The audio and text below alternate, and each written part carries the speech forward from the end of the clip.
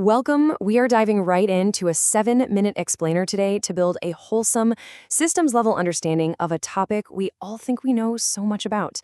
We're setting out to completely dismantle almost everything society has taught us about weight and look at how our bodies, our choices, and our world actually interact.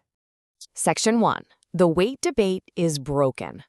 You know how incredibly noisy and polarized the world is right now when it comes to weight? We're constantly fed these overly simplistic explanations that always seem to boil down to one provocative question. Is weight just a choice, or is it just genetics? Well, it's a false binary, and we're about to tear it apart. Okay, let's dive into this. People tend to fall into two super extreme camps. The first camp throws their hands up and says, it's all biology, so nothing matters. The second camp points the finger and says, it's all a choice, so genetics is just an excuse. And guess what? Both of these extremes are completely wrong. Holding on to them leads to bad medicine where we miss the underlying causes, it creates unfair institutions that punish the wrong people, and it fuels deeply harmful self-blame. The reality is, weight isn't just a behavior, and it's definitely not just a gene problem. It's a negotiated outcome. Moving on to Section 2. What genetics actually changes? Picture your body's genetics like a car's factory settings. Two cars might look absolutely identical from the outside, but underneath, one has a highly sensitive brake pedal while the other burns fuel way less efficiently. Does the driver matter? Absolutely, but the machine's baseline matters too. Genetics changes your biological starting line. It does not determine your moral worth. So what does genetics actually do? It actively controls some major biological truths. It influences how hungry you feel after eating, how quickly you feel full, and how aggressively your body defends its previous weight. This is exactly why one person can effortlessly get away with certain dietary habits that would completely destabilize another person's system. You can have the exact same habit, but get a totally different biological response. But hey, we need to be absolutely clear here. A tendency is not a destiny. Genetics increases probabilities. Sure, it changes the cost of your choices and the strength of your impulses, but it absolutely does not remove your personal agency. You are still driving the car. Think of your environment. Things like food access, stress, and your sleep as water pouring from a tap. Genetics determines the size, the shape, and the holes in your bucket. If you pour the exact same amount of water into two different buckets, you're not going to get the same result.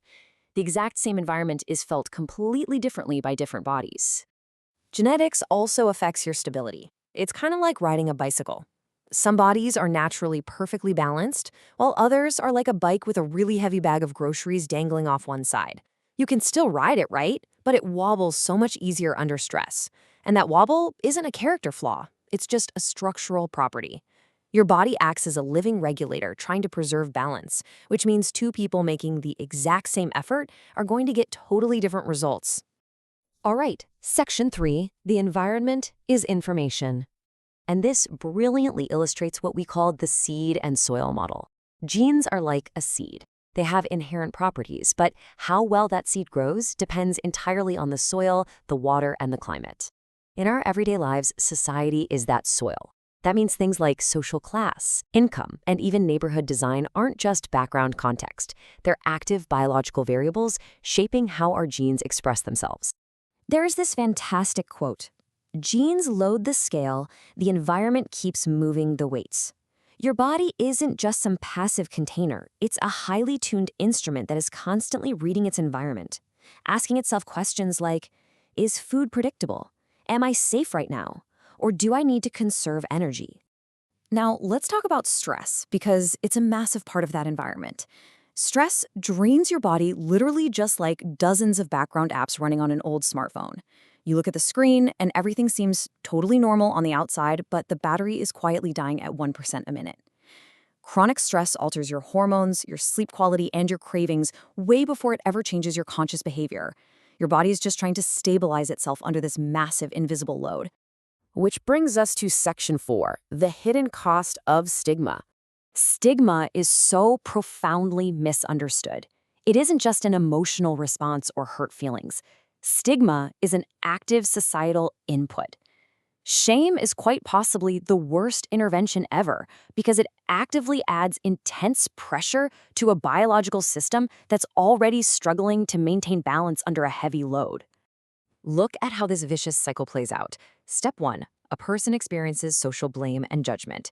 Step 2, Because of that judgment, they actively avoid medical care just to escape the shame. Step 3, this isolation drastically spikes their chronic stress.